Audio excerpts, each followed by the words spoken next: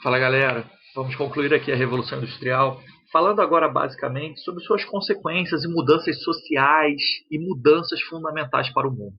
Vamos entender como é que se desenvolveu a Revolução Industrial a partir desse processo. Então, na verdade, a gente vai continuar aqui a desenvolver essa ideia, e essa daqui é a Londres desse momento.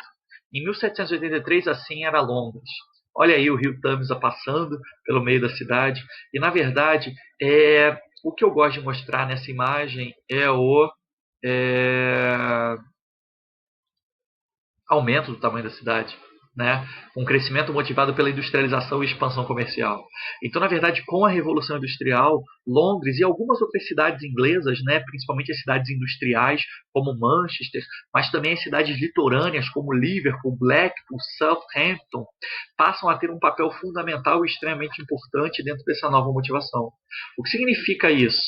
Qual a característica e qual o ponto fundamental aqui? Na verdade, Eric Hobsbawm, que é quem sabe um dos historiadores mais importantes em inglês e mais importantes do mundo, na verdade definiu a Revolução Industrial como a criação de um sistema fabril mecanizado. Essa é a ideia básica. Então, na verdade, existiam as fábricas e as máquinas, que produzem quantidades tão grandes, ou seja, um aumento estratosférico da produção, a um custo tão rapidamente decrescente, ou seja, cada vez de uma forma mais barata, a ponto de não mais depender da demanda existente, mas de criar o seu próprio mercado. Então, na verdade, a gente começa a ver aqui que com a Revolução Industrial, não é uma coisa que eles precisam vender os produtos. Eles produzem e sabem que vão vender aquilo. E vão produzir um mercado. E produtos novos vão surgir. Nasce aqui a ideia inicial do consumismo, né? E essa é a Londres que começa a se desenvolver. Vamos ver quais as consequências dessa Revolução Industrial tão importante e tão fundamental aqui. Olha isso aqui, gente. A paisagem sofre uma absurda alteração. As fábricas que começam a se desenvolver aqui, né? Isso estou falando do século XVIII, tá certo? Muito desperdício. Então, na verdade, a gente vê que graças às chaminés altas e ruidosas, a gente vê o surgimento claro e clássico de poluição. Tá certo? A combustão do carvão define o que? Define que os dejetos eram jogados nos rios, no ar, com as chaminés, com o barulho, com toda a estruturação e toda a modificação que as fábricas podem produzir. Manchester tem até uma situação dessa construção da poluição, né? Se vocês quiserem, depois aqui quando terminar a aula, peguem no Spotify ou no Deezer ou em qualquer situação, ouçam uma música chamada Fábrica da Legião Urbana. Ela fala muito sobre essa situação e uma das frases que eu acho bem interessante é que ele fala assim: o que era verde aqui ficou cinza, tá certo? Então, na verdade, a cor, as imagens vão sendo modificadas. Cidades industriais ganham uma estrutura muito fortalecida dentro desse protótipo, dentro desse projeto, dentro dessa ideia da Revolução Industrial. As cidades crescem muito e extremamente numa velocidade impressionante, numa velocidade muito rápida. Então, na verdade, a Inglaterra se modifica completamente. A visualização sobre a Inglaterra, as grandes cidades e todos esses pontos mudam absurdamente. Aqui é só para vocês terem uma noção, o aumento, falei isso na aula passada, mas o aumento do número de cidades na Inglaterra, olha o amarelo ali. Essas são as cidades com mais de 100 mil habitantes. Na Inglaterra, o aumento com a Revolução Industrial é impressionante. Na Alemanha, esse aumento tem quando a Alemanha se forma, né? E a Alemanha, a antiga Prússia. Mas olha os outros países, a Áustria, a França, a Itália. Olha como a Inglaterra passa a ter grandes cidades com uma população imensa. O aumento da população é impressionante nesse momento. Então, na verdade, a gente tem algumas características e algumas consequências muito marcantes. Quanto maiores as cidades, maior a produção, mais gente, mais mercado consumidor, mas mais proletariado. Um desenvolvimento cada vez maior dentro dessa situação e dentro dessa proposta. Acho interessante esse quadro aqui, porque na verdade ele mostra o surgimento das ferrovias. A ferrovia, quem sabe, foi um dos projetos fundamentais para aproximar campo de cidade. Vale lembrar que com o êxodo rural, com o cercamento dos campos, as cidades passaram a ser fundamentais e os campos eram simplesmente locais de auxílio às grandes cidades. Então, na verdade, a indústria férrea, as ferrovias, passaram a ter um papel fundamental. Vamos tomar como exemplo Edimburgo, que fica aqui logo na Escócia. A distância de Londres a Edimburgo em 1750, antes da Revolução Industrial, demorava 10 a 12 dias, certo? Então, na verdade, entre 10 e 12 dias era o que demorava essa viagem, certo? Em 1830, já com o advento muito claro da Revolução Industrial, as ferrovias em todos esses pontos, a viagem de Londres até Edimburgo demorava 45 horas e 30 minutos, basicamente 2 dias, certo? Essa é a ideia e esse é o ponto graças a esse movimento. Em 1855, aí já com um desenvolvimento cada vez maior, quem sabe já chegando à segunda Revolução Industrial, a distância de Londres até Edimburgo era de 13 horas, certo? E hoje, se você for buscar essa viagem, ela vai demorar entre 7, 6 horas e meia e 7 horas. Então, na verdade, as novas tecnologias, o desenvolvimento vai aumentando cada vez mais essa determinada proposta, essa determinada situação, certo? Então, na verdade, o que demorava 10 a 12 dias, com a Revolução Industrial passa a demorar 2 dias, 1 dia e meio. O mundo vai se aproximando e assim as ferrovias têm um papel fundamental. As ferrovias contribuíram para a diminuição das distâncias, o que favoreceu o desenvolvimento do comércio e facilitou a comunicação. Isso foi fundamental para vender os produtos e para buscar todo esse desenvolvimento nesse momento. Só que as consequências também são devastadoras. As cidades industriais inglesas no século XIX começaram a ser afetadas pela poluição ambiental, certo? Olha como as cidades vão ficando cinza, vão ficando sujas. A poluição é algo fundamental, a gente sabe o que acontece até hoje, né? Mas aqui a gente tem o início desse processo. A partir da Revolução Industrial, século XVIII, os impactos ambientais ampliaram-se e os desequilíbrios passaram da escala local para a escala global. A gente sabe que a poluição começa a se desenvolver aqui, e é lógico que para um burguês que tinha uma fábrica, entre botar um filtro na sua chaminé e gastar um dinheiro ou obter mais lucro, é lógico que ele não vai botar um filtro. Se isso acontece até hoje, né? A gente sabe o que está acontecendo com o mundo. E essa poluição ainda acontece até hoje, né? Olhem os rios, olhem os ares. Olha o que aconteceu durante esse período de isolamento, com a diminuição do trabalho nas fábricas, né? Olha o que aconteceu com as questões de emissão de CO2, de rios, de algumas praias que eram quase que impossíveis de entrar e agora voltam a ser possíveis. Olha o que acontece, né? Olha como essas fábricas destroem o meio ambiente. Depois perguntei para o professor de biologia de vocês, acho que isso é bem interessante. Existe algo, eu só falo idiotice quando falo de biologia, então não vou me meter aqui, mas na verdade procurem e vejam, perguntem para o professor sobre as mariposas de Manchester, que tem algo um pouco similar a essa proposta da Revolução Industrial. A poluição é algo marcante e fundamental aqui, e é uma das consequências mais gritantes e mais intensas nesse momento. O trabalho e a cidade na era industrial.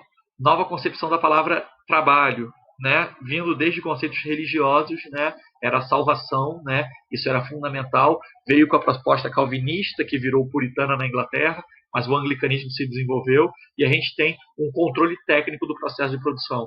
Então, na verdade, a gente tem uma produção cada vez maior e esses trabalhadores que vão se desenvolvendo. Aqui a gente tem, com essa ideia, já vamos falar de alienação e de trabalho autômato, o trabalho feminino infantil era uma opção de barateamento no custo da produção.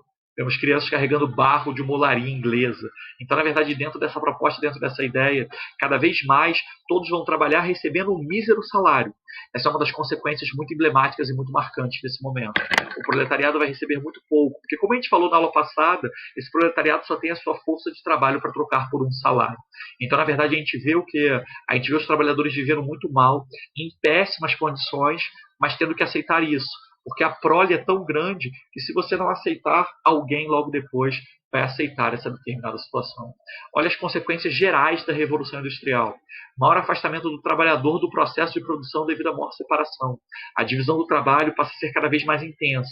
E você nem sabe o que você está produzindo nesse momento. Qual é o seu estímulo e qual é o seu ponto. O seu estímulo você sabe, receber o seu salário, baixo em relação ao lucro do burguês, mas baixo nesse momento. Dos meios de produção e da autoespecialização do trabalho. Agora já tem um trabalhador cada vez mais especializado, gerando o que vamos chamar de alienação.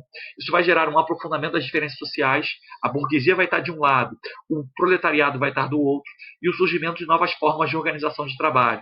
Aí a geografia trabalha muito bem com vocês essa ideia do Fordismo, da divisão de trabalho, do Taylorismo, posteriormente do toyotismo. Mas as diferenças sociais vão gerar na Inglaterra uma dicotomia. De um lado, a gente tem a burguesia, o dono dos meios de produção, o patrão que fica com todo o lucro. Do outro lado, o proletário, os trabalhadores, que vão ficar cada vez mais revoltados. Isso vai gerar um processo cada vez mais intenso. Mas antes disso, vamos fechar aqui, só para a gente relembrar o início da nossa aula passada, que começou a falar sobre isso. No artesanato, a produção era doméstica, trabalho realizado por uma única pessoa. Na manufatura, isso tudo antes da Revolução Industrial. A grande oficina, né? A grande estrutura manufatureira, divisão do trabalho em linha de produção.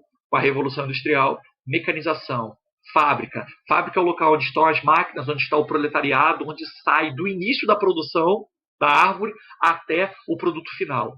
Aumento da divisão do trabalho, crescimento das linhas de produção, as linhas de montagem em todos esses pontos. Olha a divisão social intensa e marcante aqui, fundamental nesse momento. De um lado a gente tem os burgueses. Esses se tornaram os donos dos meios de produção. Meio de produção é tudo que você precisa para produzir alguma coisa. Fábricas, indústrias, ferramentas, máquinas e, consequentemente, o controle sobre o proletariado, pois somente eles tinham condições de manter a produção e ainda pagar o salário aos trabalhadores muito baixo. Só que eram eles que ficavam com o lucro. Nasce a burguesia aqui, uma burguesia que pensa cada vez mais e única e exclusivamente no seu lucro. Do outro lado, a gente tem o proletariado. Era formado pelos trabalhadores assalariados das fábricas, passando a depender do que lhe era oferecido, pois não tinham condições de manter suas fábricas domésticas concorrendo com as grandes indústrias. Então, o proletariado, que eram tanto os expulsos dos campos, quanto os caras que faziam a produção manufatureira, esses caras vão o quê? Vão ter somente a sua força de trabalho, para trocar por um mísero salário em relação ao lucro do burguês. Então a disputa entre esses dois grupos vai ser cada vez mais intensa. E a burguesia vai ficar de um lado, o patrão, o trabalhador, o operariado, vai ficar do outro lado. Essas desigualdades eram provocadas pelas relações de produção do sistema capitalista, proprietário e não proprietário. Essas relações vão desenvolver uma oposição, um antagonismo, uma total exploração do homem sobre o homem, um vai complementar o outro, né? Mas o trabalhador sofre muito mais, uma interdependência. A burguesia fica com todo o lucro, o trabalhador em péssimas condições. E a história do homem é a história de luta de classes. É necessário que esse burguês mantenha o seu lucro, ele vai tentar de todas as formas fazer isso, mas é necessário que esse proletariado lute. E as lutas vão aparecer com uma intensidade cada vez maior. O que eram essas lutas de classes? A luta entre a burguesia e o proletariado nesse momento. A verdade é que a gente não vê mais os operários. Onde será que eles se enfiaram? Então, na verdade, essa imagem, essa charge aí, mostra um pouco essa situação com os burgueses mantendo o controle total sobre esses operários nesse momento. Isso gera luta. E a reação dos trabalhadores vai ocorrer claramente dentro dessa situação. De forma direta ou indireta. Contra quem? Contra a burguesia. O primeiro movimento que a gente vai falar se chamava o ludismo. O que foi o ludismo? Foi um movimento de protesto operário nos fins do século XVIII e início do século XIX. Os ludistas, que supostamente eram liderados inicialmente por um camarada chamado Ned Ludd, que surge em Nottinghamshire. O objetivo desses caras era quebrar as máquinas. O que eles alegavam? Que as máquinas estavam gerando um problema imenso durante muito tempo na história, e a gente soube simplesmente a história do movimento ludista pelo que os burgueses escreviam. Eles falavam o quê? Que esses membros do proletariado, revoltados com as péssimas condições, invadiam as fábricas à noite e quebravam as máquinas, porque achavam que as máquinas estavam roubando o seu trabalho. Com a máquina quebrada, eles voltariam a ter um trabalho desenvolvido. Mentira, não era exatamente isso. É lógico que eles quebravam as máquinas, mas eles não achavam que a máquina estava roubando o seu trabalho. Quem fala muito sobre isso depois é o Eric Hobsbawm. Os objetivos eram muito maiores. Eles reivindicavam salários melhores. Eles eram politizados. Em Yorkshire, eles desenvolveram uma ideia contrária à centralização em Londres. Eles não aguentavam isso. Em Lancashire, virou um movimento militarizado. Mas é lógico que a base do seu projeto era quebrar as máquinas, para mostrar para o burguês que sem as máquinas e sem os trabalhadores, eles não iriam obter o seu lucro. Então, nesse momento, era uma iniciativa contra a dominação total que existia dos burgueses sobre os trabalhadores. Mas foram duramente contidos, até porque muitas vezes eram escondidos. Invadiam as fábricas à noite, estavam escondidos nesse momento, porque na verdade não sabiam o que. Sabiam que quando eles fossem descobertos, eles perderiam seus empregos, não existia nenhuma lei. Foi o primeiro movimento que não chegou à sua conclusão final, que não chegou a uma mudança radical, mas mostrou que esse proletariado está cada vez mais revoltado. E dá abertura para um segundo movimento, que ficou conhecido como cartismo. O que era o cartismo? Ideias coletivas, democráticas e igualitárias. Surgiu uma lei em 1832, aí já no século XIX, que na verdade era uma lei que visava uma reforma na forma de trabalho. Então, na verdade, eles queriam o quê? Leis para isso. Só que essas leis não beneficiaram os trabalhadores. Em 1838, líderes fundamentais do movimento proletariado escreveram um documento. Esse documento se chamava Carta ao Povo, daí o nome cartismo, onde eles escreveram um documento exigindo melhores condições de vida para os trabalhadores, desde uma participação efetiva em eleições até melhores salários e todos esses pontos. Era uma resistência ao parlamento, e lógico que quando eles mandaram esse documento, eles mandam para quem? Para o parlamento. O parlamento lê aquele documento e ri, né? Porque quem fazia parte do parlamento? A própria burguesia. Eu não vou aumentar o salário desses caras. Eu não vou deixar eles votarem.